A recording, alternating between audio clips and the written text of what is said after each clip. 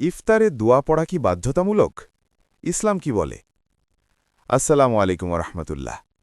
প্রিয় ভাই ও বোনেরা, আমাদের অনেকের মনে একটি প্রশ্ন আসে, ইফতারের সময়ে দোয়া পড়া কি বাধ্যতামূলক?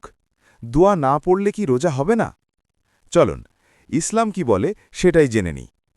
প্রথমেই স্পষ্ট কথা, ইফতারের সময় দোয়া পড়া ফরজ বা বাধ্যতামূলক নয়। অর্থাৎ কেউ যদি দোয়া না পড়েও ইফতার করে, তার রোজা ভেঙে যাবে না, রোজাও সহি হবে। কিন্তু এখানেই বিষয়টা শেষ না।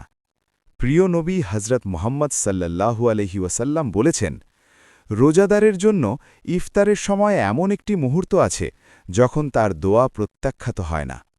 হাদিস, ইবনে মাজা। ভাবুন একবার, দিনভর ক্ষুধা, তৃষ্ণা, কষ্ট, সব শেষে সেই মুহূর্তে আল্লাহ নিজেই বলছেন, চাও আমি দেব।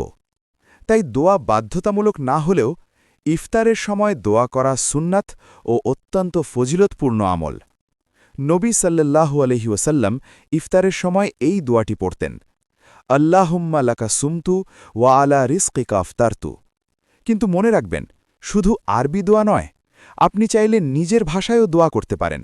নিজের গুনাহ মাফ চাইতে পারেন, পরিবার, উম্মাহ, ভবিষ্যতের জন্য চাইতে পারেন।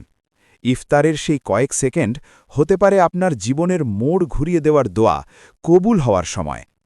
তাই আজ থেকে সিদ্ধান্ত নিন, ইফতারের আগে হাত তুলবেন, মন থেকে আল্লাহকে ডাকবেন। আল্লাহ আমাদের সবাইকে দোয়ার গুরুত্ব বোঝার এবং আমল করার তৌফিক দান করুন। আমিন।